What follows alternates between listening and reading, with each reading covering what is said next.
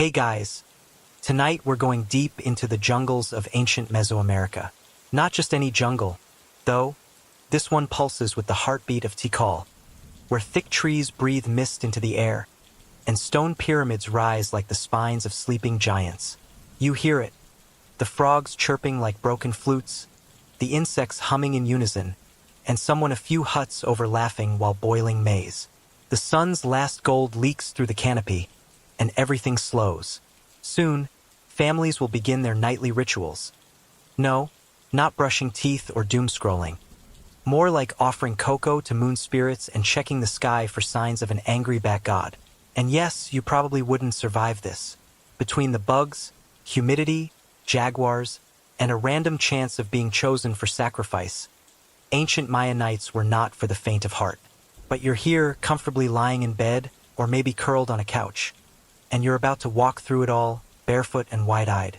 So, before you get comfortable, take a moment to like the video and subscribe, but only if you genuinely enjoy what I do here. And I'd love to know, what city are you listening from, and what time is it over there? Now, dim the lights, maybe turn on a fan for that soft background hum, and let's ease into tonight's journey together. You trudge through the fading light of a Maya city, the kind where everything feels carved from something older than the earth.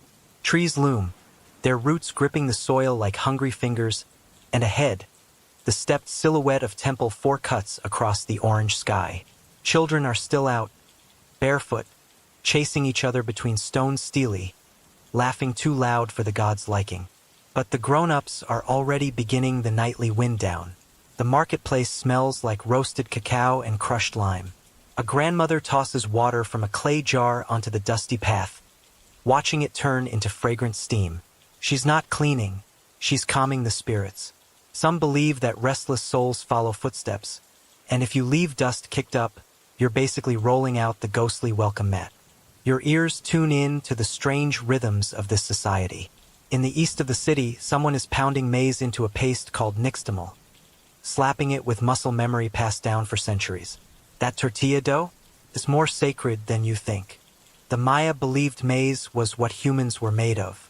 So even prepping dinner is, technically, a religious ritual. The air thickens as the sun dips, and smoke from kitchen fires wraps around everything like a lazy spirit. You pass a home, small, thatched, wattle and daub walls, and hear murmurs inside. The family isn't praying exactly. They're consulting the sky. Tonight's stars will determine more than just weather or fortune. They'll influence sleep itself. You glance upward. Venus hangs like a pale jewel over the horizon. The Maya called it Chuk Ek, the great star. It wasn't just pretty. It had personality. Sometimes it brought war. Other times, peace. Right now, it means bedtime for anyone who doesn't want their dreams infected with bad omens. You're already behind schedule. Now the jungle starts making its real noise, the nighttime one. Tree frogs shout profanities. Cicadas test the limits of your sanity. And somewhere far off, a howler monkey screams like someone just stubbed the cosmic toe. This is the part where ancient Maya kids were told to stay inside.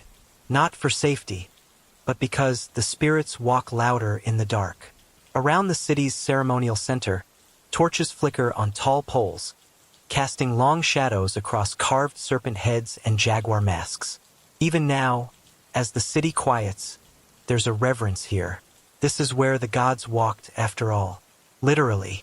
Some elders say if you listen closely, you can hear it Samna, the god of creation, dragging his feet across the limestone. By the ball court, a group of older boys stretches out on cool slabs of stone. They're trying to fall asleep under the stars, like warriors. One of them dares the others to whisper the name of Camazotz, the bat god of the underworld. No one does. Everyone knows someone whose cousin said it, and then fell into a fever dream and never woke up quite right. Inside homes, the nighttime rituals are less spooky, more sensory. Candles of copal resin are lit and placed near hammocks, not for light, but to scent the dreams.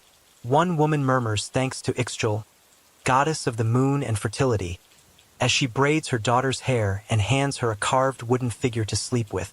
Not a toy, more like a charm against nightmares. Historians still argue whether these nightly rituals were religious in intent or simply cultural habits layered with cosmic meaning. Did people really believe a cedar carving could fend off evil spirits? Or was it more like you putting on your favorite playlist to drown out the overthinking? The cool air settles in like a silk sheet. You're led past a compound where a noble family sleeps. You wouldn't know it from the outside. No gold, no chandeliers. But their open courtyard is lined with carved benches and a stone basin that still holds water reflecting moonlight. The family sleeps closer to the gods, not metaphorically but literally.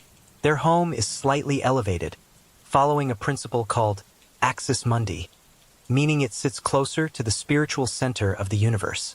Not that it helps them get better sleep. Rumor has it nobles had the most vivid, terrifying dreams of anyone. Something about guilt and power mixing badly in the brain. And yet, beneath all the superstition, the stars, the steaming tortillas, and spirit-repelling herbs, there's something deeply familiar. The longing for rest, the ache of muscle after a long day, the comfort of ritual, the hope that maybe, just maybe, you'll wake up and the crops will be better, the rain will fall, the gods won't be so picky. You lay down now, figuratively, on a woven mat, hearing the final hush fall over the city. Just a few murmurs left. A child whispering to the stars. A parrot mumbling nonsense in its sleep. A priest closing a door carved with bones. The Maya sleep now, not just the people but the city itself. Every stone cools. Every torch gutters. And above it all, the stars wheel on, ticking forward the mysterious time of dreams. Your hammock sways like a serpent caught in a breeze. It's strung between two smooth wooden posts inside a modest Maya dwelling. Open walls, palm-thatched roof. Floor tamped hard by generations of bare feet. No doors, no locks, just trust, superstition, and a lot of dogs acting as furry alarm systems. You gently climb in, the woven fibers groaning ever so slightly under your weight. Creaks the way a lullaby hums, low, rhythmic, ancient. Hammocks weren't just furniture to the Maya, they were life essentials. Called hammocks, they were ingenious sleep technology made from agave or cotton twine, allowing bodies to float above the damp, critter-crowded jungle floor. While other ancient civilizations were stacking hay or spreading skins, the Maya figured out how to levitate off the ground like human burritos wrapped in breathable mesh. Your body aligns diagonally in the hammock, yes, that's the correct way. If you lie straight, you'll end up shaped like a banana and not in a cute way. But angled, you stretch out perfectly, your spine grateful, your shoulders melting. And guess what? No bedbugs. No scorpions crawling into your blanket looking for a snack. Just air, breeze, and the faint scent of roasted plantains. Now, if you were a Maya child, you might be rocked to sleep by your grandmother, soft chanting in your ear, maybe something about the hero twins beating death in the underworld. Or a warning not to whistle after dark unless you want the owl spirits to come snatch your soul. Classic bedtime comfort. Around you, other hammocks sway gently, almost synchronized like boats on an invisible tide. The mosquito netting hangs like sheer white fog, tucked in carefully, weighted with small polished stones to keep it snug. Mosquitoes weren't just annoying here. They were tiny, bloodthirsty heralds of disease. Maya healers used crushed basil leaves, tree sap, and even burnt chili smoke to keep them at bay. Modern bug spray? Nah, these people weaponized herbs and vibes. Above, the roof breathes. Gaps in the palm thatching let heat escape and pull cool night air in. No insulation, no ceiling fans. Just clever airflow and the occasional gecko chirping encouragement from the rafters. Some nights, bats flit overhead. You try not to think about that too much. Historians still debate whether sleeping in hammocks influenced the Maya's dreams. Was the rocking motion merely practical, or did it invite spiritual travel? One theory, still unproven but poetic, suggests that the hammock mimicked the movement of Xibalba B, the sacred path to the underworld. A celestial river the soul travels after death. So yes, when you sway in your sleep, you might be rehearsing for the afterlife. No pressure. Someone nearby coughs. A parrot shuffles noisily in its perch. The dog outside huffs at nothing, then slumps back to sleep. You scratch your leg. Not because it itches, but because it's what you do when the world is so quiet it makes your thoughts loud. Suddenly, the hammock rocks too far left. You startle just a bit, then realize it's just your body shifting. But in this moment, you feel how fragile comfort is in the jungle. A few cords separating you from biting ants, damp ground, jaguar paws. Still, the Maya considered hammocks a kind of safe zone. Dreaming while suspended meant the soul could wander but not fall too far. There's a poetic sort of tethering there. Now picture a high-ranking priest in his private quarters. Yes, even the elite used hammocks. Except his might be dyed with rare indigo, woven tighter, strung between carved cedar beams. Over him hangs a jaguar pelt, not for warmth, but to channel the jaguar's dream-walking prowess. That guy wasn't just sleeping, he was commuting to the gods. Meanwhile, somewhere farther from the city core, a farmer's family sleeps tangled together, hammocks looped and knotted near the hearth, still warm from the last embers of boiled beans. A baby whimpers, soothed with a chant that includes a surprising number of bird references. One woman tucks a small limestone figure under the baby's neck, shaped like a turtle. Turtles meant long life, or at least a nap that didn't end in possession. Fringe theories exist, of course. Some say the Maya tied specific knots into hammock cords to trap evil spirits. Others believe they aligned hammocks based on planetary positions. North-south for deep sleep, east-west for prophetic dreams. Is there proof? Not really. But have you ever argued with someone who believes sleeping wrong will summon a thunder god? You shift again. The cords creak. A soft warning, a lullaby, a reminder of physics. But you're getting used to this. The sway matches your breath now. You exhale. It inhales. And suddenly, you understand why these people never switch to beds. Even in modern Yucatan, many Maya descendants still sleep in hammocks.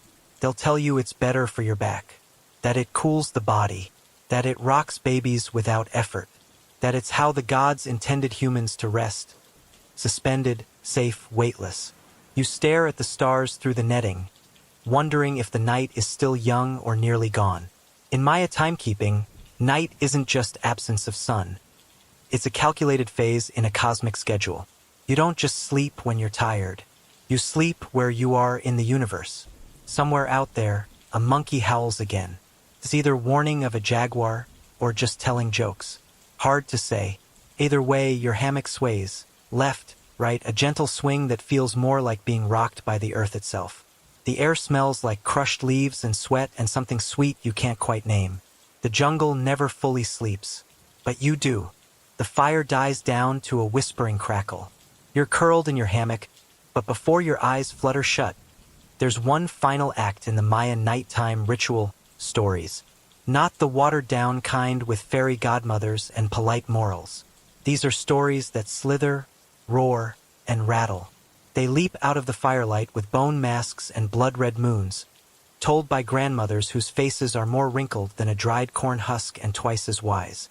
It starts with a soft hum, that rhythmic syllable chant of someone who's told this tale 100 times and plans to tell it 100 more. Children gather close, hammocks forgotten, eyes wide. You lean into, invisible, but somehow still holding your breath.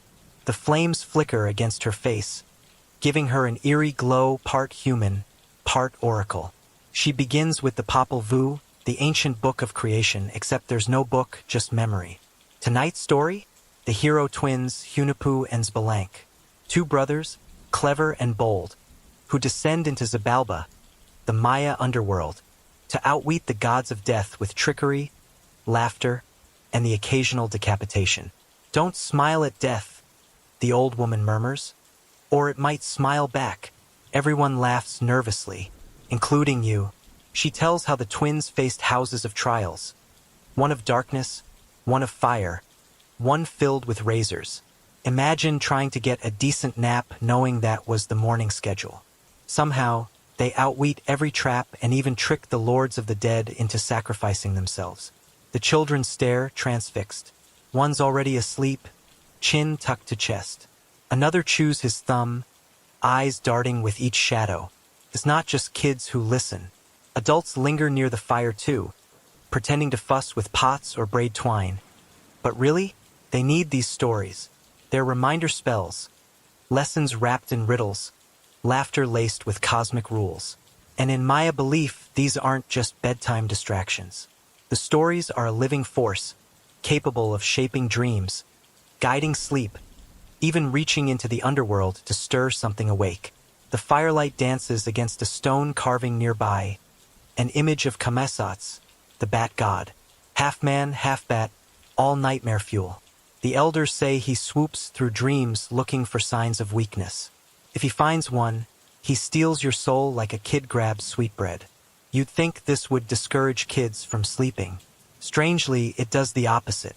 They curl up tighter, wrap themselves in grandmother's stories like protective armor. Because every monster in the story, it always loses to cleverness. And let's not forget Ninechel, the goddess of the moon, fertility and weaving, basically the original multitasker. She watches from the night sky, her glowing eye always open. Some say she slips into women's dreams to share secrets. When to plant, when to give birth, when to speak and when to stay silent. Other times, she just weaves silver thread across your dreams, knotting them in ways only she can untangle. One of the lesser-known stories involves a crocodile who couldn't sleep. A scaly, restless thing who thrashed so hard it created earthquakes. The gods gave him a lullaby, sung by the rivers themselves. You wonder if that's what the jungle is doing now, singing a lullaby to keep the earth from shifting too much beneath you. Historians still argue whether these tales were shared as literal truths or symbolic parables. Was Camazotz a myth, a metaphor for fear of the dark? Or was there a cave, somewhere, with claw marks no one can explain? Fringe researchers even claim some Maya believed you could dream into the stories, like literally step inside them while you slept. If that's true, then good luck.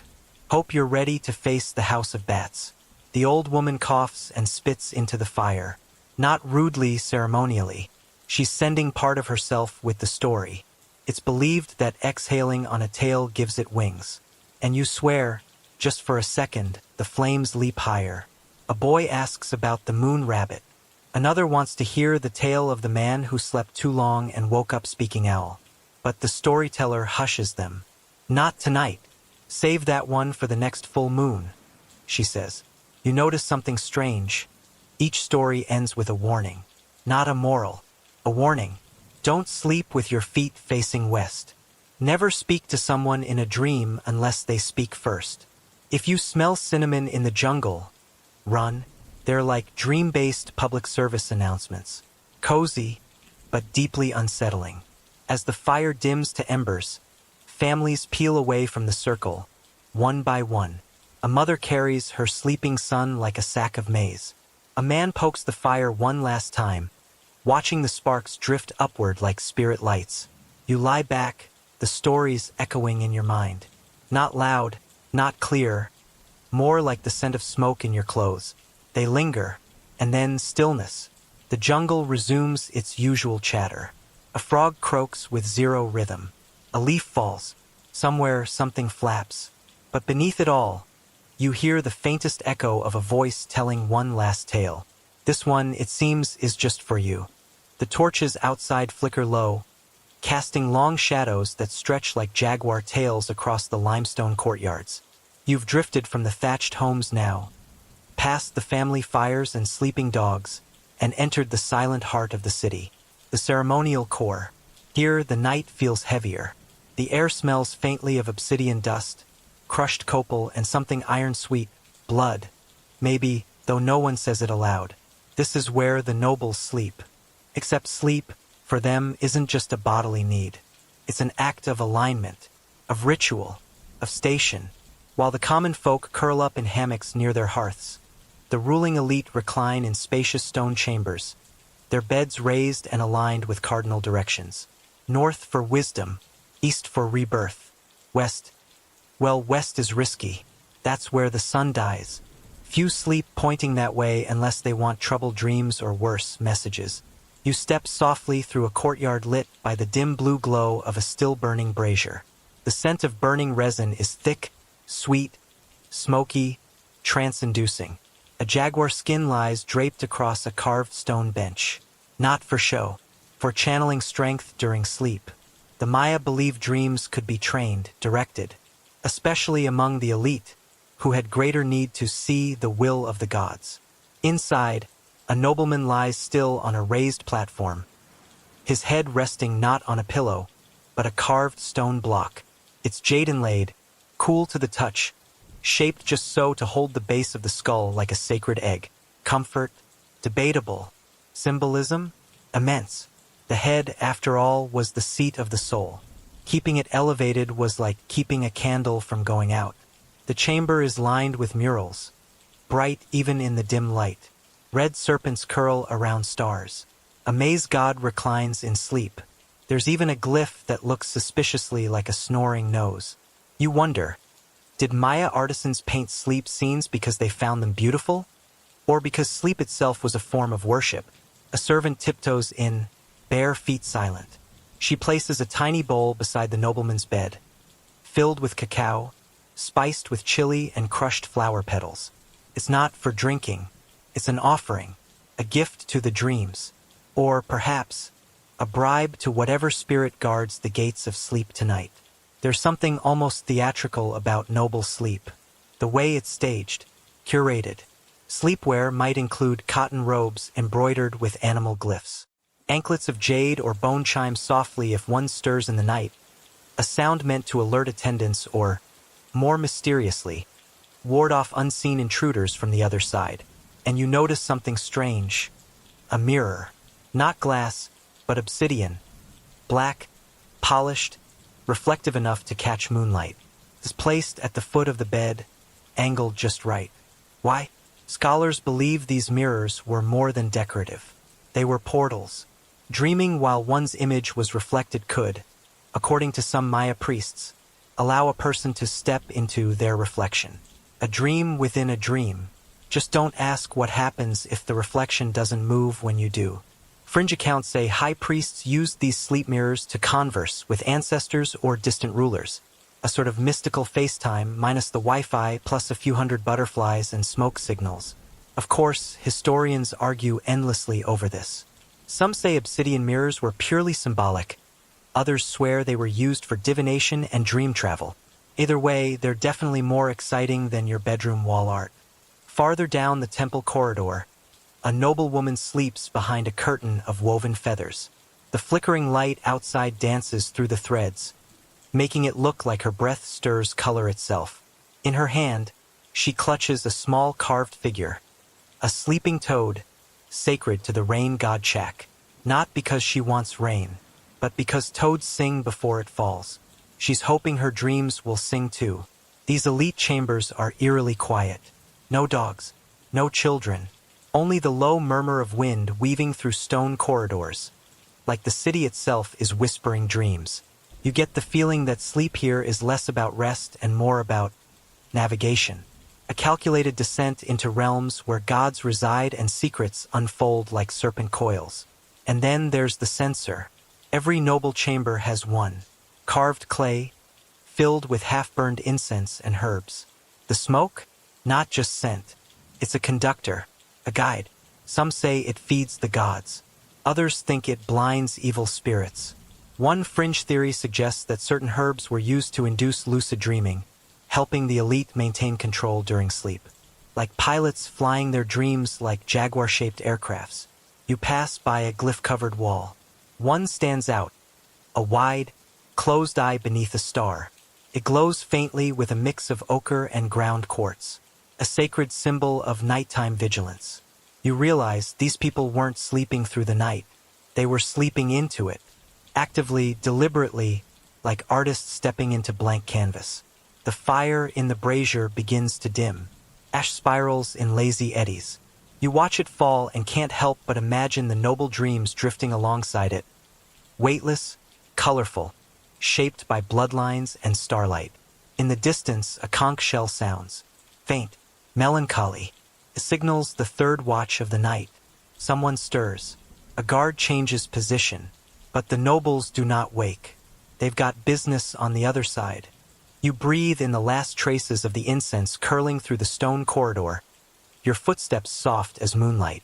Somewhere beyond this palace of sleep, the world of dreams has begun to shimmer. But here's the strange part. In the Maya world, dreaming wasn't just rest. It was a message delivery system, a secret dispatch from the cosmos. The Maya didn't casually dream of flying or showing up late to school in their underwear. No, when they dreamed, the universe was talking, or warning, or demanding something, and often they were expected to respond. Take the nobleman you passed earlier. If he dreams of a jaguar with two tails, he might wake up and order his priests to prepare a bloodletting ceremony, just in case. If the moon turns red in his sleep, the maze workers might get the day off. Because who knows what divine stomachache could follow a bad omen. Maya dream interpretation was complex. There wasn't a dream dictionary lying around with neat explanations. It was all context, symbols, gut instinct, and occasionally a chicken's behavior. You think that's a joke? There's evidence that some dream omens were confirmed by watching how animals behaved the next morning. A rooster crows before sunrise? Your death dream is probably just indigestion. A chicken refuses to eat? Start writing your will. The priests were the dream analysts-in-chief. If you were important and had a weird dream, you didn't just shrug it off. You called in a specialist. They'd burn certain herbs, white copal for clarity, crushed marigold for emotional dreams, and listen while you described the details. Every element mattered. The color of the sky, whether a tree had 5 or 6 birds in it, and whether your grandmother spoke in your uncle's voice. Historians still argue whether this dream decoding system was taught formally or passed orally from priest to priest. Some believe entire schools existed where novices trained to interpret divine messages through both dreams and celestial events. Others think it was more instinctual, an inherited sensitivity to symbols, not unlike how you might feel a song's meaning without understanding the lyrics. Then there's the creepy part. Some dreams, the Maya believed, were not your own. There are carvings that hint at borrowed dreams, visions planted by sorcerers, delivered through smoke or blood or shared food. Imagine eating a piece of tamale and waking up with someone else's nightmare. One fringe belief held that enemies could send curses through dreams, infecting your mind with illness or madness. Think Freddy Krueger meets sacred geometry. To defend against this, people slept with protective tokens. Little carved figures of animals, armadillos for protection, jaguars for courage, frogs for fertility, and bees for warning. Bees are no joke. One carving shows a man waking up screaming as bees swarm from his ears. You suddenly feel grateful for your modern earplugs and mosquito repellent. And then there are the dreamwalkers, shamans or priests who trained not just to dream, but to enter others' dreams. Using hallucinogenic herbs, fasting, and sleep deprivation, they'd guide their spirit into another person's dream to deliver a message or gather secret knowledge. One account mentions a priest entering the king's dream to ask the gods whether a coming drought could be avoided. Spoiler alert, it could not. Cue the sacrifices. You pass a wall carving showing a man mid-dream, floating between two worlds. Above him, stars. Below him, snakes. His body's limp, but his soul? It's leaping across a bridge of flowers. That imagery shows up in several Maya sites, from Copan to Palenque. Some interpret it as symbolic, others insist it's a literal map of the dream world, a sort of interdimensional subway chart. Good luck finding the right transfer point during REM sleep. Quirky detail: certain foods were believed to influence your dreams. Cacao before bed might open the red door in dreams, a passage to the world of ancestors. Eating turkey late at night could cause dreams of flying. Chili peppers? Oh boy. Spicy dreams, but not the fun kind. Think volcanoes and shouting skeletons. Basically, dream jalapenos. You reach a quiet courtyard where a group of scribes once recorded such visions. Their codices, now mostly lost, probably included entire sections on dreams and their meanings. Imagine flipping through a page and seeing, if the maze god combs his hair backwards in your dream, expect a poor harvest. Or, if your neighbor appears covered in feathers, don't lend them your canoe. Modern archaeologists dream of finding such books intact.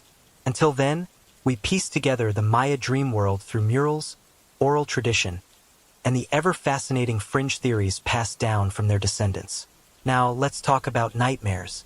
Nightmares were not taken lightly. In Maya belief, a nightmare could be a literal attack. If you dreamed of falling, or drowning, or being eaten, it might be a sign that a spirit, or worse, a Kaish, was trying to drag your soul into Zabalba. One popular defense: salt. A pinch under your tongue before sleep was said to make the soul too flavorless to steal. You might try that next time you dream of your ex. In particularly bad cases, a priest might perform a soul tethering, burning specific herbs and tying colored cords around the sleeper's wrists and ankles to keep the soul in place. Because yes, in Maya belief, the soul left the body each night. Dreams were journeys, and journeys are dangerous if you don't know the way home. You lie back now, eyes half closed. You imagine floating, not flying, not falling, just rising gently into a realm made of mist and starlight. Below, your body sleeps. Around you, colors swirl that don't exist in waking life. A snake uncoils into a river. A maze stalk sings. The moon opens like an eye and watches, but doesn't blink. This, the Maya would say, is your dream, but also not yours. It belongs to the gods. You're just passing through.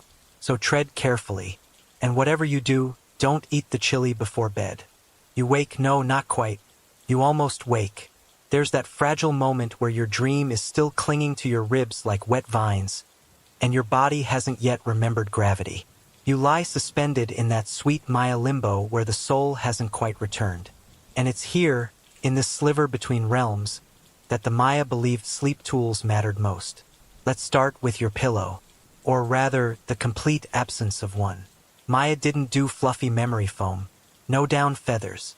Instead, many slept with their heads on headrests.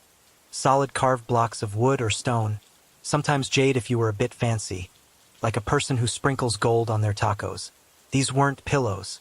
They were platforms. Think orthopedic, if your orthopedist was also your spiritual guide. These stiff, cool headrests cradled the base of the skull, elevating it just enough to keep the soul's mouth open to the heavens. The Maya believed the top of the head was a spiritual gateway, so allowing it to rest too flat or too low. Risky business. It could block dream visions or worse, trap the spirit during its nightly travels. One glyph depicts a man lying with his head elevated on a stone turtle. Turtles symbolized patience, time, and cosmic order. You're not just sleeping on a rock. You're aligning with the heartbeat of the universe. No pressure. Jade was especially sacred, not just for jewelry.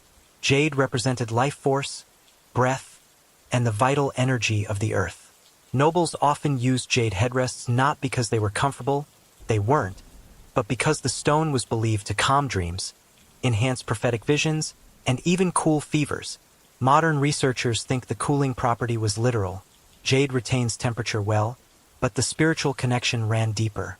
Some fringe theories even suggest jade absorbed bad dreams, like a kind of psychic sponge. If your dreams were unusually vivid or terrifying, a priest might prescribe a night of sleep on purified jade. Purified how? Usually through smoke, chants, and the occasional bird sacrifice. Sorry, bird. But it wasn't just the pillow or lack thereof that mattered.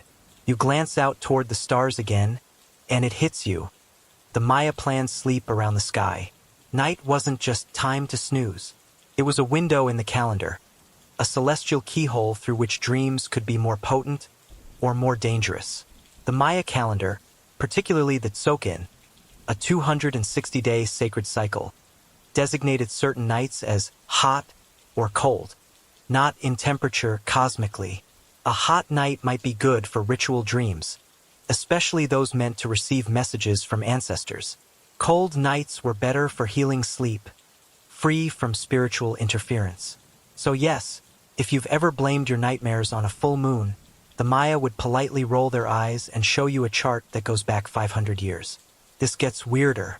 Some priests believed lunar phases influenced who would dream. On new moons, only children were expected to have true visions. On waning moons, it was the elderly. Full moons? Reserved for shamans and nobles. Everyone else? Take the night off, spiritually speaking. Let the professionals dream. A few ruins even contain sleep chambers aligned with lunar light. Imagine falling asleep in a chamber where a single shaft of moonlight hits your head at the exact angle, filtered through a hole carved centuries ago. That's not just architecture. That's dream architecture. You step into one of these chambers now. The air is cooler, laced with limestone and something herbal, maybe dried passion flower. Moonlight pours through a small slit, perfectly landing on a raised platform. No torchlight, no distractions, just a narrow beam like a divine spotlight on your forehead. The priest lies there, eyes closed, hands folded across his chest like someone trying not to startle a god. You notice a small obsidian disc beneath the bed. Obsidian again. Its use wasn't just spiritual, it also amplified the shadows, made them ripple in strange ways. Some believed these mirrors could record dreams, like a cosmic VHS tape. You sleep, the obsidian remembers. Fringe detail alert. Some Maya believed a dream, once captured, could be transferred, given to another person through touch or shared ritual. One carving shows two figures pressing their foreheads together, a glyph hovering between them that roughly translates to shared vision. What were they exchanging? A dream? Prophecy? An unspoken joke involving feathered serpents? The scholars haven't agreed. You pass another sleeping chamber, this one more humble. The headrest is wooden, but etched with detailed glyphs, a diary of sleep. One symbol repeats, a spiral beside a teardrop. Scholars debate this one. Some say it means journey inward. Others think it translates to beware the rain serpent. Either way, not something you want to see before bed. But you notice something else beneath every sleep space. There's a small offering bowl. Sometimes empty, sometimes filled with crushed flowers, cocoa nibs, or carved stones. These weren't snacks. They were spiritual down payments. A gift to the dream realm to ensure safe passage. It's like tipping your Uber driver before the ride, so they don't take you through Zabalba. And then there's sound. Contrary to what you'd expect, Maya's sleep wasn't always silent. On special nights, certain instruments were played quietly in the background. Flutes, clay whistles, even turtle shell drums. The goal wasn't entertainment. It was entrainment. Rhythms that echoed the heartbeat of the earth, guiding sleepers into certain patterns of rest. One priest even had a bone flute shaped like a snake. It produced a low hissing note that was said to ward off nightmares. Or possibly your roommate. You pause now, lying back once again. You don't have jade under your neck, or lunar light aimed at your brow. But the dream is coming anyway. You feel the tug of the spiral, the call of the teardrop. The door between worlds creaks open, just slightly. You're floating again, but this time not softly. There's tension in the air, a shift, a weight that presses against the back of your skull as if someone or something is watching from just beyond the smoke. The Maya didn't consider sleep a passive state. At night, the world didn't pause. It intensified, and at the center of this nighttime theater were the gods, especially the nocturnal ones. And let me tell you, they were a demanding audience. You walk now through the outskirts of the ceremonial precinct, where the jungle begins to reclaim the edges. There's a stone altar, worn smooth by centuries of weather and whispered prayers. Around it, charred remains of incense sticks and half-melted animal bones lie scattered in patterns that only a priest could explain. This friend is where bedtime gets complicated, because you didn't just go to sleep. You asked permission. Camazotz, the bat god, was one such figure you never forgot before lying down. Half human, half bat, full-blown terror at 2 in the morning. He ruled over night, darkness, and sudden death. Great guy, really, if you were into being decapitated in your dreams. The Maya left offerings, fruit, honey, feathers, even drops of blood, in small stone bowls to appease him before rest. Not out of love, out of fear. Sleep was vulnerable, and Camazotz thrived on vulnerability. Some believed he flew low over sleeping homes, sniffing for fear like steam off warm cocoa. If your dreams were anxious, he might enter them. If they were calm, he might pass you by. Which raises the eternal question: how exactly do you fake confidence in your sleep? You approach a home where a small family performs their nightly ritual. No chants, no flutes. Just a quiet moment kneeling by the hearth. A woman sprinkles ground cornmeal into the fire, saying the names of 3 gods under her breath. One for protection, one for safe dreams, one for keeping snakes out of the thatch roof. Multitasking, Maya style. Above the smoke, a carving hangs from the rafters. A crescent moon clutched in a jaguar's teeth. It spins slowly, and as it turns, you hear a quiet click. It's not just decoration. It's a charm, a magical mechanism, said to spin the stars while you sleep, ensuring your dreams align with divine rhythms. Historians still argue whether these spinning talismans were symbolic timepieces or simply superstitions. Some fringe thinkers claim they were primitive dream compasses, miniature models of the cosmos, built to keep your soul from drifting off course. Tonight, the stars are sharp. You can feel their gaze. The Maya tracked celestial events with near-obsessive precision.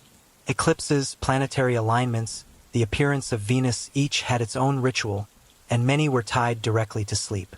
If Venus rose before dawn, for example, some people wouldn't sleep at all. The goddess was too bright, said to cause disturbed dreams, sleepwalking, or prophetic visions too intense for the average maize farmer to handle. Honestly, who wouldn't wake up screaming after dreaming of Venus arguing with the rain god about planting season? One particularly quirky belief involved frogs. If frogs croaked before midnight, it meant the dream gods were restless. Not a great sign. If they stayed silent until after the moon was overhead, go ahead, tuck in. The dream gates were open, but nobody was home. You sit now beside a shaman's hut. He's old, skin like sun-dried bark, fingers calloused from years of grinding herbs and drawing sacred glyphs in ash. Before bed, he brews a drink. Thick, bitter, a blend of cacao, crushed flowers, and bark soaked in river water that's been blessed with a chant and the breath of a hummingbird. The mixture is meant to open his mind, allowing gods to speak through his sleep. Not all gods came uninvited, though. Some were summoned. The shaman blows into the night, a sharp puff that echoes like a bird call. He whispers the name of Itsamna, the old sky god, and sets his offering bowl beside his hammock. A single cacao bean sits inside, split just slightly, as if listening. You're told this bean contains the name of a dream he wants to receive. Yes, apparently you could request dreams like cosmic room service. Historians still debate how widespread these bedtime offerings were.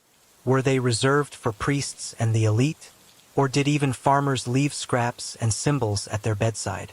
Some fringe archaeologists have argued that household shrines, those little carved niches found in homes across the lowlands, served as personal dream altars. The evidence is speculative, but compelling. Bits of burned seeds, carved stones with abstract eyes, even dried toad skins. One archaeologist swears she found a tiny hammock inside one. A shrine within a shrine. Dreamception. Now, not all bedtime offerings were so elegant. There's this one inscription, half erased, smudged by time, that seems to describe someone offering lice from their own head, as an offering to a god of sleep. Is this symbolic, literal, or just someone deeply committed to hygiene-based devotion? Scholars are still scratching their heads, and possibly their scalps. A child across the courtyard is being scolded. He forgot to leave out his dream token. His mother sighs, slips a small carved rabbit into his palm, and tells him to close his eyes before the shadow with no mouth finds you. Classic Maya parenting. Guilt plus ghosts equals effective bedtime strategy. You lie back once more, the jungle breathing steadily around you. Somewhere above, the stars blink in patterns you'll never fully understand. But the Maya, they read them like street signs. Sleep was a journey, the night, a road, and the gods, well, they were either your guides or your speed bumps. Tonight, you've left no offering. But then again, you're just visiting.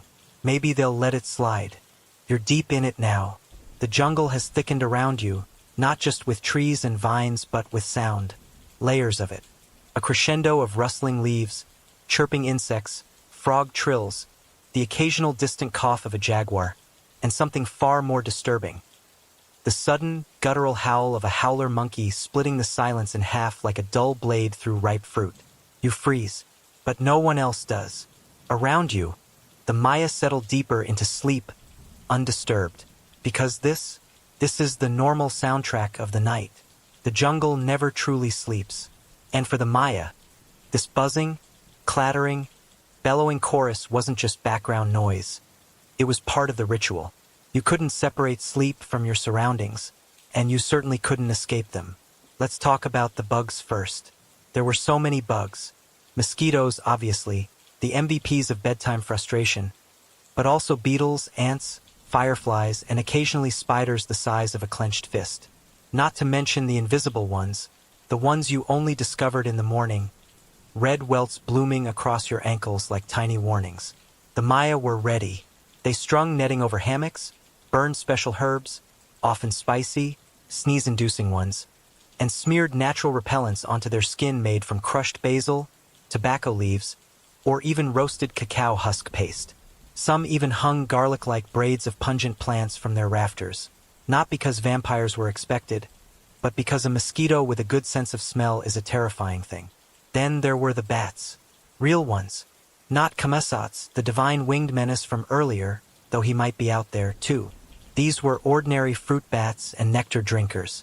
But when they flapped low and silent through open-air homes, brushing hair or knocking over clay cups, they were anything but ordinary. Some Maya believed these bats were messengers. Others claimed they were the gods checking in. And still others just saw them as midnight thieves stealing bananas. Now, about those midnight snacks. Yes, the Maya ate at night. Not full meals. No one's roasting an armadillo at 2 a.m., but sleep was often punctuated by small offerings to the body. A bit of roasted maize, some cacao paste, crushed squash seeds, or even tamales reheated in the embers of the hearth. It wasn't just about hunger. It was symbolic. Eating between dreams was believed to keep the spirit grounded. If you floated too far into the dream world, you might not find your way back. A bite of something earthy, bitter, warm, real was like holding a rope that tethered your soul to your body. Think of it as spiritual snacking. You see a man now, older, worn, sitting quietly beside a low fire. He stirs something thick in a ceramic bowl, probably a toll, a warm drink of maize, water, and spices. He sips slowly, watching the flames, not quite awake but not fully asleep either. This is intentional. In this in-between state, it's believed the veil is thinner. He's not just drinking, he's listening. Historians still argue whether these nighttime eating rituals were spiritual or just practical. Were they meant to prevent starvation during long sleep, or to spiritually anchor the dreamer? Maybe both. One fringe theory suggests that certain sleep disorders, like night terrors, were interpreted as signs that the spirit had wandered too far without refueling. Now comes the weird part, howler monkeys. If you've never heard one, imagine the combined sounds of a chainsaw, a lion's roar, and your car's transmission failing, all amplified through a hollow tree. They scream to mark territory, and they scream at night. The Maya, quite reasonably, assumed they were yelling about something important. Some believed the howls were divine warnings. If a monkey screamed before midnight, it meant a god was displeased. If after midnight, someone in the village was dreaming of the underworld. Either way, no one took those howls lightly. You lie back and hear it again, that echoing roar from the treetops, bouncing off stone temples and twisting into something almost human. Your spine tightens instinctively. A woman nearby mutters a prayer, something short, something practiced. A child wakes, blinks, doesn't cry, then rolls over and pulls a woven mat tighter around her shoulders. She's been taught. This sound is not danger. This is just how the jungle breathes. It's easy to forget how completely embedded the Maya were in their environment. Their sleep wasn't cordoned off from the wild. There were no walls thick enough, no windows sealed. The jungle was their lullaby and their alarm system. Each snap of twig, each chirp or click or screech told them something. A language of survival and dreaming. Some homes hung animal teeth near sleeping areas, jaguar fangs, snake bones, even crocodile scales. Not for decoration. These were sleep guardians, intended to speak to the beasts outside. This space is protected. Move along. Kind of like a divine do not disturb sign. And it wasn't just external threats. The Maya also believed that certain jungle sounds could enter dreams. not metaphorically, literally, that a frog's call could be woven into a dream's rhythm, or a distant panther's growl could manifest as an angry ancestor. Some even believed you could communicate with the spirit world by listening to the jungle in your sleep. Dreaming, in this case, wasn't passive, it was participatory. There's a stone carving from the site of Yaxgalan that shows a sleeping figure surrounded by animals, each one tethered to his body by vines emerging from his chest. Some interpret this as a metaphor for balance with nature. Others believe it depicts actual dream visions, where the sleeper is visited by animal spirits. Either way, it's a vivid image, one you now can't unsee. You're slipping again. That dreamy edge is creeping in. But before you fall completely, you nibble, figuratively, on that midnight tamale. Warm, soft, grounding. The jungle howls, but it doesn't scare you this time. It just sings. You smile. And finally, you sleep. A splash. Soft, but distinct. You feel it more than hear it. Like a drop falling not into water, but into a deeper part of your mind. Welcome to the world of cenotes, sacred wells where water reflects not just your face, but your fears. Tonight, your dream has pulled you toward one. You stand now at the rim of a cenote just beyond the city's edge. Trees part like cautious whispers, and there it is, a gaping stone mouth in the earth, filled with dark water that doesn't ripple. It just waits. And you, friend, are not alone. The Maya believed cenotes were portals, doorways between this world and the next, between waking and dream, between breath and spirit. People didn't just drink from them or bathe in them. They offered to them sacrifices, secrets, sleep. Yes, sleep. It was said that if you slept too close to a cenote, your soul might slip, wander, not into a dream, but into somewhere else. A watery mirror world where spirits drifted like fog and your own reflection sometimes blinked first. You lean over the edge just a bit. The water is inky, swallowing starlight. You hear a faint hum. Could be wind, could be frogs, could be not frogs. Some villagers believed the cenotes called at night, especially to the sleepwalkers. Yes, sleepwalking, a dangerous phenomenon in the Maya world, and not just because of loose rocks or jungle roots. A sleepwalker, they said, was a soul trying to escape, or being led somewhere. By whom? That's where things get slippery. Some said it was the Aluxo-Obi, mischievous forest spirits no taller than your knee. Like tiny landlords of the jungle, they were known to trick people into walking, dancing, or muttering in their sleep. If you stepped on their sacred places or, heaven forbid, built a house without their permission, they might call you to the cenote edge in your sleep. Others believed that the cenote itself had moods, that during dry seasons, it grew lonely and would tempt dreamers to its edge. A fringe theory claims there were priests who specialized in cenote dreaming, sleeping beside sacred wells to receive visions or messages from the watery underworld. These visions were rarely pleasant. Think, drowned ancestors delivering cryptic advice like, plant the maize left-handed this year, or beware the man who smells of wet stone. And you thought your dreams were weird. A woman nearby sleeps under a low tree. She's tied a red thread from her toe to a branch. Not for decoration. That's an old protection ritual. If her body starts to walk in her sleep, the thread will tug. And ideally, wake her before she strolls off a cliff or into a watery doom. It's DIY spiritual seatbelt technology. You see other measures too. Charcoal circles drawn around sleeping mats, bowls of salt placed at thresholds, even small bells made from hollowed seeds tied to hammocks. They're not wind chimes. They're alarms. Soul alarms. One tale, whispered around the fire and never spoken in daylight, tells of a boy who sleepwalked into a cenote and returned the next morning. Different. He remembered names he'd never heard, knew things no one told him. When he drew pictures in the dirt, they looked like ancient glyphs long forgotten. His family moved shortly after, just in case. Historians still debate whether sleepwalking was considered a medical condition or a spiritual affliction. Some argue the Maya saw it as an incomplete dreaming, the soul stuck between leaving and returning. Others think it was just one more example of the thin veil between the worlds of flesh and spirit. And then there's sleep paralysis, You've probably experienced it. Waking up, unable to move, a pressure on your chest, a shadow in the corner of the room. For the Maya, this wasn't just a quirk of brain chemistry. It was night magic, specifically, a visitation. Some believed that during sleep paralysis your soul was still out wandering, and something else had come to visit your body. Not a demon exactly, more like a curious spirit, or a territorial one. Sometimes it was an ancestor, angry that you'd skipped offerings. Sometimes it was a jaguar spirit, testing your strength. And sometimes, worst of all, it was a being with no name, only shape. To protect against these night stalkers, people would place obsidian blades under their beds, not to use but to shine. Spirits hated reflections, especially ones that flickered in firelight. The blade didn't need to cut. It just needed to remind. Fringe belief time. Some Maya thought that sneezing during sleep meant a spirit had tried to enter your body and been repelled. So if you woke up sneezing, congratulations. You just won a round of cosmic dodgeball.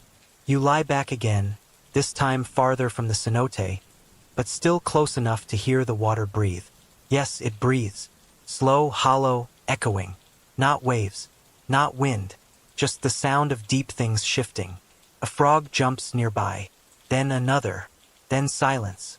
That's worse. In Maya lore, frogs were the messengers of rain. And when they go quiet, the spirits are listening. You pull the blanket tighter, real or imagined. You remember the thread, the salt, the stories, and you sleep, but not too deeply, because somewhere, just past the edge of dreaming, the water waits. Your breath slows, your limbs heavy, but your mind flickers on, awake within the dream. Welcome to the realm of shamans, the night voyagers, those ancient Maya figures who didn't just fall asleep. They dived into it headfirst. Tonight, you follow one. You find him sitting on a woven mat near the edge of a ceremonial clearing, just before moonrise. His body is still, but the air around him crackles, thick with incense smoke and something else, something that feels like static you can't hear. His eyes are closed. He's not snoring. He's traveling. The Maya word for shaman varied by region, but their role was unmistakable. Bridgewalkers, vein unblockers, dream guides, poisoners, healers, star counters. They were equal parts doctor, therapist, priest, and psychonaut. And sleep was their gateway, not casual hammock-style sleep. We're talking ceremonial descent, induced dreaming. Think fasting for days, chanting until the voice breaks, drinking thick herbal brews until the line between stars and stone blurs. One of the key ingredients, a vine called balch, fermented tree bark soaked in honey water. Mildly intoxicating, spiritually electrifying. The goal wasn't to black out. It was to open up. Shamans believed that the night was a map, and dreams were the trail markers. But only a trained mind could read them. They prepared their sleep like a soldier prepares a battlefield. Protective glyphs drawn in ash around their mat. Stones arranged in patterns echoing constellations. And yes, sometimes they'd fall asleep facing dangerous directions on purpose, to attract visions with teeth. Tonight, your shaman is on a mission. He's seeking something, a name, maybe, or a location. He's been asked to interpret the appearance of a new star. The king wants to know, is it a sign of war, or of his impending death? So the shaman sleeps. His body lies in a curl, fetal and still, but his spirit? It's galloping. In his vision, he walks a jaguar path, stones beneath his feet glowing red. He hears whispers in a language older than bones. A bird-shaped shadow darts overhead, then morphs into a tree. He reaches out. The bark turns to glyphs. He reads, "This isn't a regular dream. This is ritual trance." Historians still debate whether these visions were purely symbolic or enhanced by psychoactive plants. Evidence from cave murals and burial caches suggests that substances like tobacco, morning glory seeds, and even hallucinogenic toads, you heard me, played a role. Shamans may have burned, chewed, or snuffed these substances, anything to cross the veil. And the dream realm wasn't a solo playground. Shamans reported meeting gods, ancestors, even other shamans, some living, some long dead. One fringe belief suggests that on certain nights, multiple shamans could sync up, They're visions, like dream conference calls. The ancient Maya version of Zoom, except the host was probably a skeletal death god with a scorpion for a spine. You hear the shaman stir. He murmurs something in his sleep. One word, repeated 3 times. It's the name of the new star, but it's not a star at all. It's a place. He's found it. You watch his breath quicken. His fingers twitch, then relax. The vision has released him. He wakes with eyes half clouded, like someone just spat out of a whirlpool. No one touches him. Not yet. The dream needs to settle. Later, he'll report the vision to the temple priests.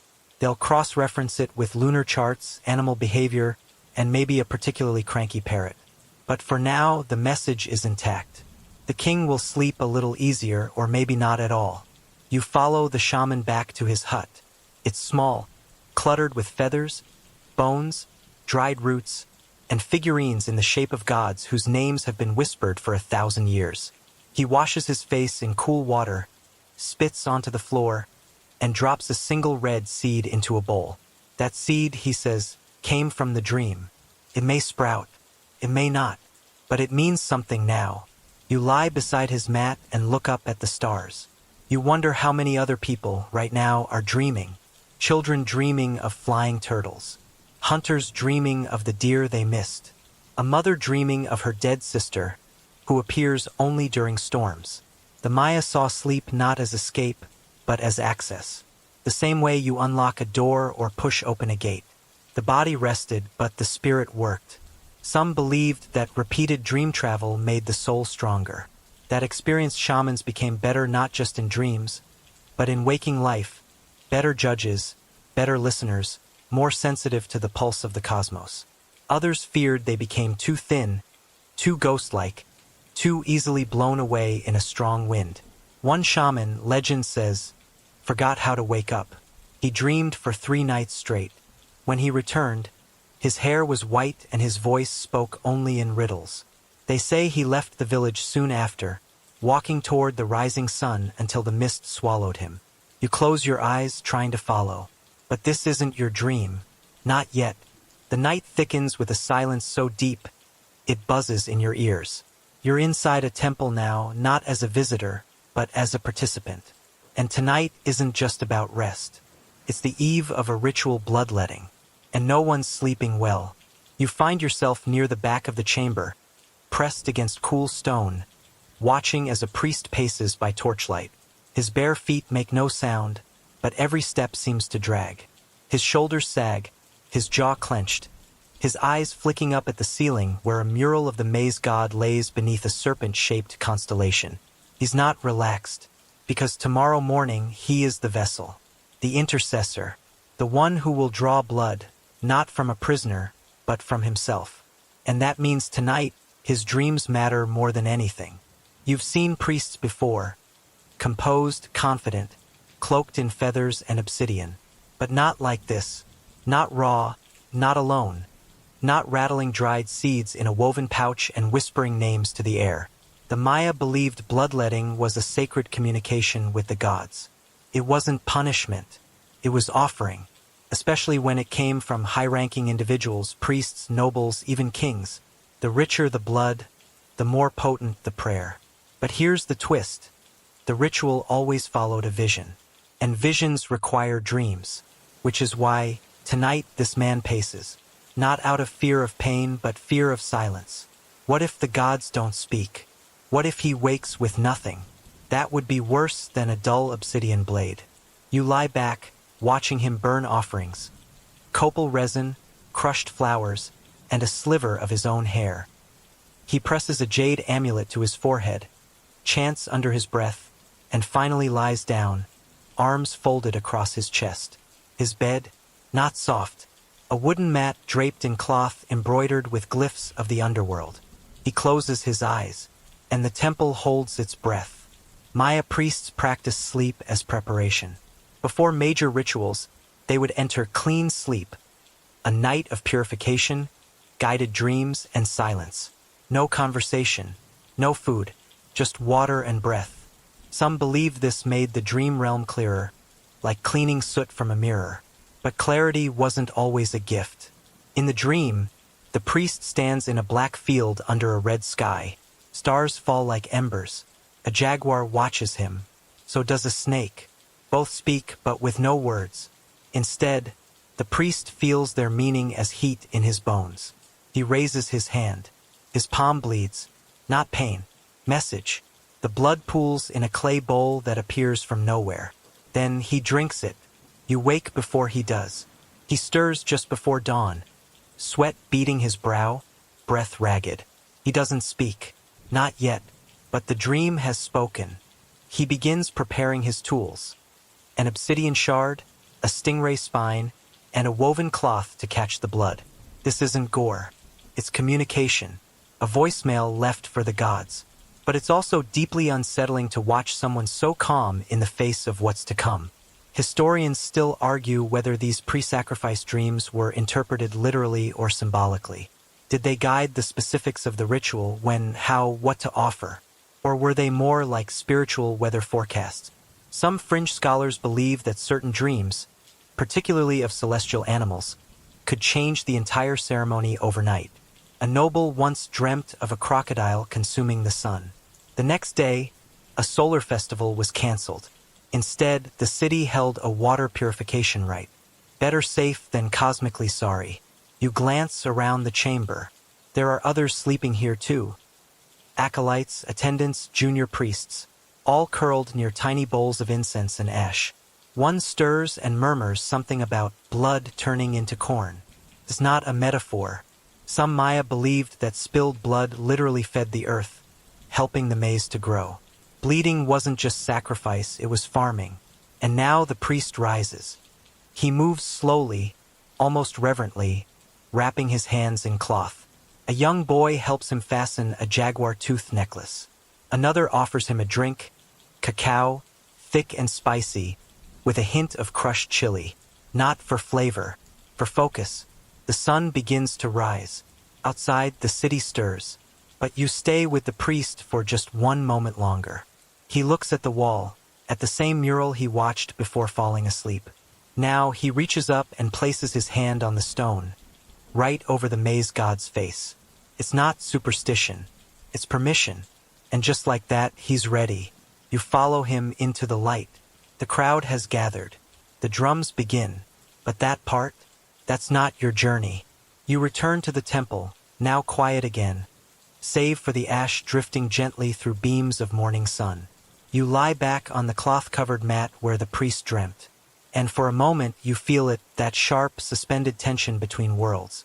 Sleep wasn't a break from duty. It was the duty. And tonight, you'll dream differently, because now you understand what's at stake. The jungle heat doesn't break at night. It shifts. It settles like a blanket soaked in sweat and secrets.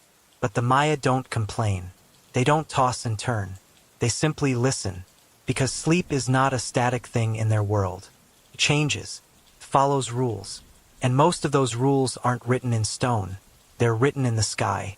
Tonight, you're about to discover how the calendar never naps. You sit in a modest courtyard, the kind where a family gathers every evening to sweep the dust, whisper to the stars, and chew quietly on roasted squash seeds. The elder of the household, her hair woven with red thread and time, unrolls a bark paper scroll. It's not bedtime reading. It's a ritual calendar, and tonight she's checking the date. Not just the day of the week. Not whether it's harvest time. No, she's checking something much more specific. Whether it's safe to sleep deeply tonight. Because not all nights were created equal. The Maya used two main calendars. The Hab, a 365-day solar calendar for agricultural and civil life, and the Tsokin, a 260-day sacred cycle used to determine the spiritual temperature of each day. Together, they formed the calendar round an intricate cosmic wheel. And according to this celestial engine, some nights pulsed with divine power. You might think of sleep as something personal, maybe even private. But in Maya cosmology, your sleep was part of the grand design. There were nights for healing, nights for vision-seeking, and nights where you absolutely did not want to close your eyes unless you had a jade talisman and a solid line of salt by the door. The woman mutters, "Can." That's today's day sign. It symbolizes maize, abundance, and sudden change. It's not considered a restful night, not for dreaming, and definitely not for shamans trying to tune into the gods. She tells her grandchildren to place their sleep charms near the door and keep their heads pointed east. Just in case. You lay back and feel it, that low-frequency hum of cosmic timing. Historians still argue about how deeply calendar beliefs shaped daily sleep habits. Some say these alignments were reserved for priests and ritual nights. Others claim the calendar affected even the most mundane choices: when to start a journey, when to grind corn, when to nap. There's evidence for both. At Köppen, stelae show glyphs of individuals sleeping beneath specific day signs, with dream symbols spiraling out of their bodies. Birds, snakes, maze gods. These aren't casual doodles. They're records of dreams believed to be activated by calendar alignments. On nights ruled by Ik, associated with wind and breath, people were told to sleep facing north and keep their mouths slightly open, to catch divine air. On Kimi nights, linked with death and ancestors, some people didn't sleep at all. They kept fires burning until dawn, waiting for signs. And on Ajah days, that was prime dream travel time. You went to bed expecting a vision. Tonight's not Ajah, which is why a man nearby is pacing his courtyard, anxious. His dream last night was intense. A cave, filled with smoke, where a woman with obsidian eyes handed him a red stone. He doesn't know what it means. He was hoping for clarity. But the calendar doesn't favor dream reading tonight. So instead, he offers a gift to the spirits: a folded tortilla and a few drops of honey placed gently at the base of a tree. Maybe they'll show mercy. There's even evidence that astronomical alignments were linked to prescribed sleep routines. Temples and pyramids across the Maya world are precisely aligned with solar and lunar events. But did you know some domestic structures were, too? Scholars studying household remains in Belize found patterns in sleeping mat placement, slightly rotated depending on solstice shifts. Coincidence?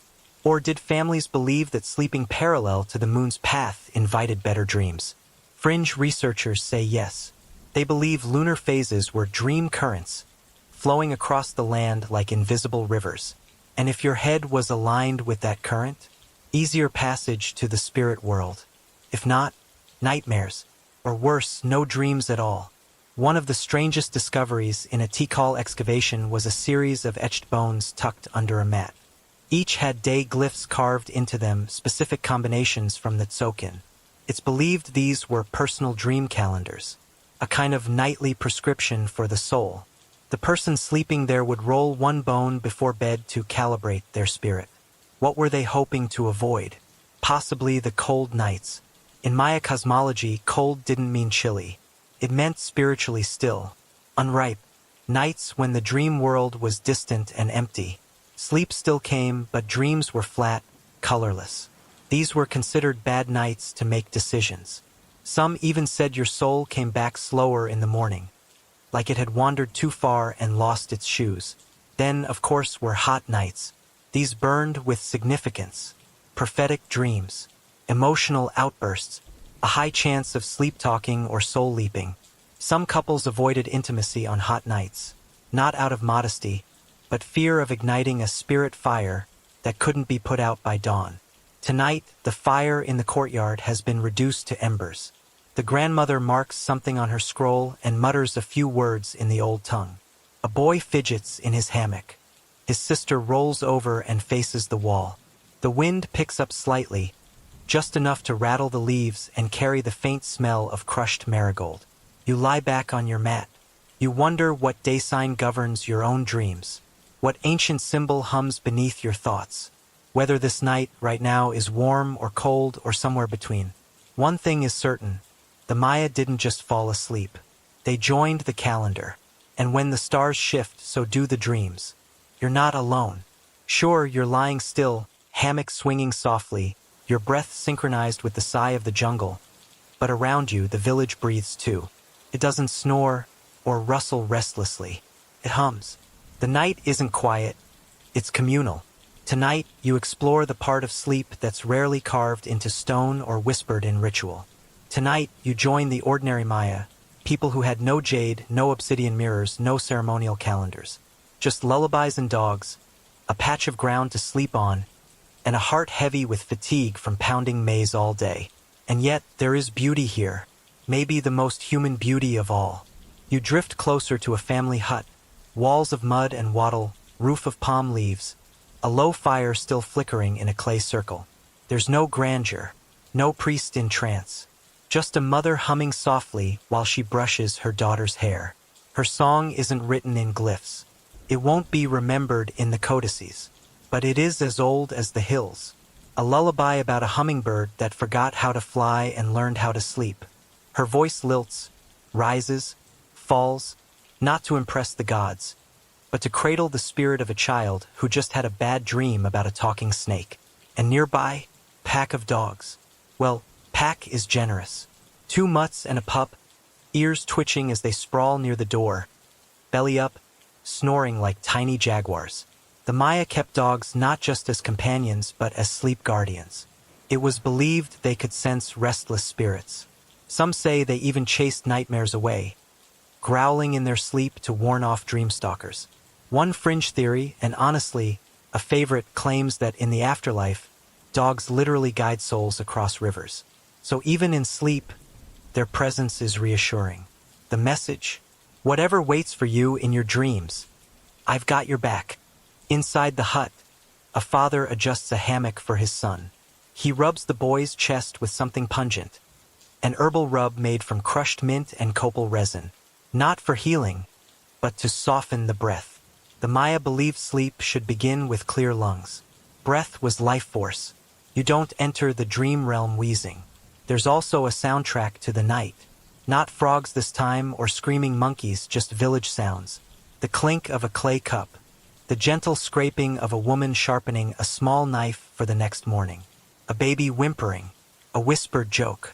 A boy humming the tail end of a song about a turtle who dances when it rains. It's comforting. No dramatic visions. No ritual sleep. Just people being people. And while it may not have obsidian mirrors, this kind of sleep has rituals too. One woman ties a string around her wrist, then loops it around her toddler's ankle. It's not superstition, it's affection. If one stirs, the other feels it. A living tether, a heartbeat on a string, a signal in the dark. The father places a stone under the hammock post, not just to level it, but to block ants. He places it carefully, precisely. He does this every night without fail. A bedtime tradition built from dirt and discipline. You lie back now near the family, just close enough to catch the scent of roasted squash and cornmeal. It's earthy, comforting. There's no offering bowl, but the food itself is sacred. Maize was life. Sleeping with its scent in your nose was like wearing a reminder. You are made of this. Rest well. One boy rolls over in his hammock and murmurs something. The others laugh quietly. It's probably a joke. Possibly about snakes. Maybe about Camazotz being afraid of chickens. You'll never know. The lullaby begins again. This time, the mother changes the words. It's about a fish who floats into the sky and becomes a star. It's nonsense. And it's perfect. Because in a world where sleep is sometimes terrifying, sometimes divine, sometimes cosmic, you need something silly now and then. You need sleep that's soft. Historians rarely record this part. The ordinary, mundane side of Maya sleep. The part without prophecies. But it existed. It had to. After all, you can't build pyramids if everyone's awake all night summoning jaguar spirits. One girl tucks a cloth doll beneath her hammock, its face painted with a happy glyph. Talisman, maybe, or just something to hold. Her breath evens. Her fingers twitch. She's already dreaming, probably about fish stars. One dog growls low, then stops. False alarm. You watch the last of the firewood collapse into ash. The wind picks up. The roof sighs. The jungle sighs back. And in this gentle sea of breath, hum, and heartbeat, you sleep too. You dream not of gods or omens.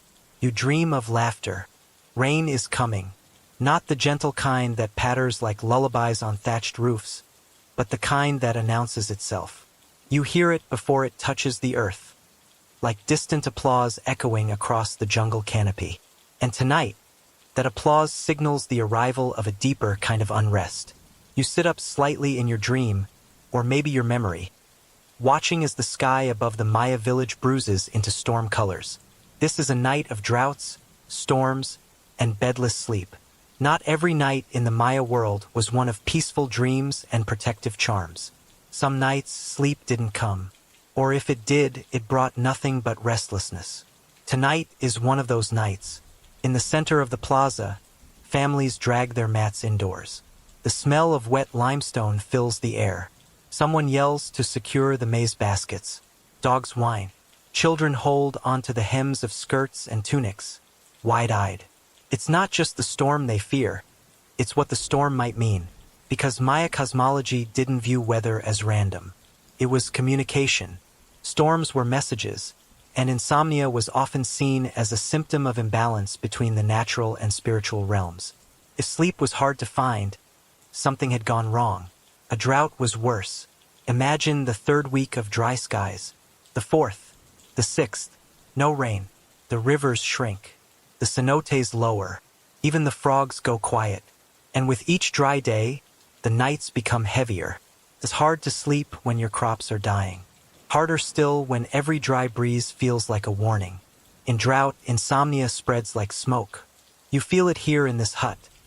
An old man sits upright, his eyes red-rimmed, chewing raw cacao just to stay grounded. His wife hasn't slept in days. She swears she hears footsteps near the field at night. Not human ones. That's not metaphor. In times of natural crisis, Maya belief held that the spirits grew impatient.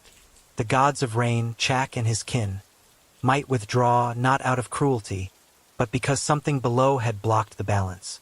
Some thought it was the fault of a failed offering. Others blamed wayward dreams, dreams that wandered too far and let in something that shouldn't have followed them back. And so, during droughts, whole families might stay awake for nights at a time. Not all night, but in intervals, like spiritual watch shifts. They'd light extra incense, whisper prayers every 2 hours, and keep water bowls refilled even if they were empty. These rituals weren't for rain. They were for reconciliation. Pleas for the gods to forgive whatever offense had dried the sky. Historians still argue whether drought-era insomnia was purely religious or based on real physiological stress. Probably both. Try sleeping when you know your entire harvest could fail, and your neighbor is suggesting that someone in your family forgot to bless the maize planting. And then, of course, come the storms. If drought brings stillness, storms bring chaos. You huddle under a low roof now, rain pounding down in sheets, thunder cracking so close it feels like the gods are playing ball above your head. Lightning splits a nearby tree. You see a young boy dart under a bench, hands over his ears. The Maya weren't strangers to lightning. In fact, they venerated it. The lightning god, often depicted with serpentine features and blazing eyes, wasn't evil, but he was unpredictable. His presence in dreams was rare and usually violent. Dreaming of lightning striking a tree? A sign of imminent change. Dreaming of lightning striking water? A death omen. No wonder people had trouble sleeping during a storm. But they had strategies. One woman chants softly, not to calm herself, but to mask her dreams. She believes the thunder might invite spirits to enter her sleep. Spirits confused, perhaps, or angry. Her chant, soft and rhythmic, is a disguise. She's pretending to be already dreaming, so no spirits try to invade. Fringe practices included drawing glyphs on the soles of the feet before bed, sigils meant to anchor the sleeper during turbulent nights. Others burned herbs not for smell, but for smoke patterns. They'd interpret the way the smoke drifted and curled as a forecast of the night's dream. A leftward curl? Peace. A sudden rise? Expect visitors. You lie back, but not fully. It's too loud. The roof crackles under the weight of rain. The wind whips through the door flap. Somewhere outside, a pot crashes to the ground. No one moves. Everyone's waiting to see if it was just the wind, or if something else knocked it over. Sleep on nights like this becomes optional. Some go into trance instead. A state between waking and sleeping, where the mind floats just above fear. Shamans taught this to children, how to float the soul during chaos. Not dreaming, not thinking, just hovering, so your spirit isn't caught in the violence of the air. And then there's the silence after the storm. You know the kind. When the rain stops too quickly. When the frogs delay their return chirps. When the dogs remain under the bed, too quiet. That's the moment when people listen hardest. Because bedless nights in the Maya world weren't just the sleepless ones. They were the spirit-charged ones. Nights of waiting, of watching, of collective breath-holding. You pass by a mat untouched. No one used it. Its owner stayed outside, standing all night with a feather in his hand, waiting for a sign. He's asleep now, but standing, propped against the doorframe, not tired, just spent. The Maya didn't fear insomnia. They respected it. It meant the world was speaking, and they were awake to listen. Dawn begins slowly, like a promise whispered before it's fully believed. You don't see the sun yet, only the pale breath of light stretching fingers across the tops of trees, painting gold onto leaves still slick with dew from the storm. A bird calls, sharp and solitary. Then another joins in, a rustle of wings. The jungle is stretching, blinking, remembering itself. And you're waking too. Not suddenly, not all at once, but in layers. This is the final chapter of the Maya night. The slow, sacred transition from the dream realm back into the waking world. And here, even waking had ritual. You sit with a farmer and his wife just outside their hut. He's already up, his hands wrapped around a warm gourd of atoll. She's brushing her hair with the slow, practiced motion of someone who has done this every morning since girlhood. Neither of them speaks yet. They're giving the world space to finish opening. The Maya believed that dreams didn't end when you opened your eyes. They lingered, like smoke, like mist on the stone. It was dangerous to speak too soon upon waking. Your words could disturb what hadn't quite settled. So many families practiced silent mornings. Not long, maybe 10-15 minutes, but enough for the soul to return fully. Children were taught not to leap out of bed, but to rise slowly, touch the earth and drink water before speaking. A gesture of gratitude, an anchor, because if your soul had wandered too far in the night, it might come back, crooked. Better to give it time to align. In the city center, a priest steps out of his chamber, eyes still glazed. He's writing down what he dreamed. Symbols scratched quickly on a clay shard before they vanish. A serpent of 3 colors. A man without a face. A feather falling upward. None of it makes sense yet. But it will. Maybe not today. Maybe not this lifetime. Historians still argue whether Maya dreams were remembered daily or only after specific rituals. Some glyphs suggest that common people kept simple dream marks. Glyphs scrawled on doorposts or stone, reminding them of symbols they'd seen. Others insist only priests recorded dreams with any consistency. But across the evidence, one thing is clear. Maya mornings were sacred. There's a ritual called soul settling, barely mentioned in any codex, whispered down through oral tradition. Upon waking, one was supposed to touch 4 things: earth, fire, water, and sky. Not literally necessarily, but symbolically. Touch the floor. Warm your hands by the hearth. Sip water. Look upward. This ritual realigned the body with the 4 cardinal forces that governed life. You try it now.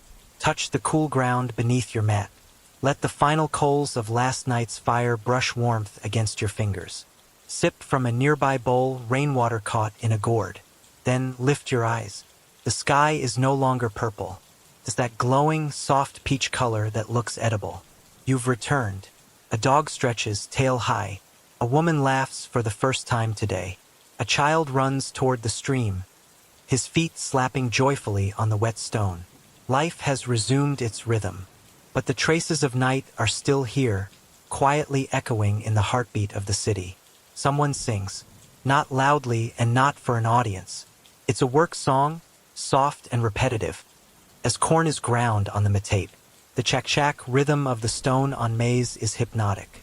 Some say the gods listened for this sound each morning as proof that the humans had survived the night. And now you remember something the old storyteller once said: the world ends every night, but if you dream well, it agrees to begin again. You look around one last time. Hammocks now lie empty, swaying slightly in the breeze. Fire pits smolder. A priest lifts his hands toward the rising sun, whispering a prayer you can't hear but feel in your chest. And the jungle? It exhales. It's over. You made it. Wind down, 300 words. And now, as your breath deepens and your body softens against the mattress, hammock, or couch you've chosen for tonight, let the images fade into the gentle rhythm of your own heartbeat. The whispers of incense, the sway of the hammock, the laughter of children near firelight. These things remain only in memory now, folded gently into your subconscious, like glyphs waiting to be translated. Let the jungle grow quiet. Let the stories dim. The temples still stand, carved with centuries of prayers and sleep and starlight. But you are far from them now, drifting peacefully back from the dream world, where gods and jaguars and feathered serpents fade into shadow, and your mind, finally, begins to rest. You've traveled far, through the sacred calendars, the echoing cenotes, the obsidian mirrors of the soul. You've shared the silence of morning, the wisdom of grandmothers, and the trembling breath of those who waited for visions. Now there is nothing to do, no gods to appease, no symbols to untangle, just rest. The wind through the leaves is soft again. The stars overhead are blinking slower. Even Camazotz, the winged god of darkness, has tucked in his claws for the night. So sink deeper. Let the darkness hold you gently. And if you dream, may it be of hummingbirds and fireflies, of maize gods smiling, of jaguars curled at your feet. And may the morning find you whole, your spirit intact, your soul quietly humming the songs of 1,000 sleeping ancestors. Sweet dreams.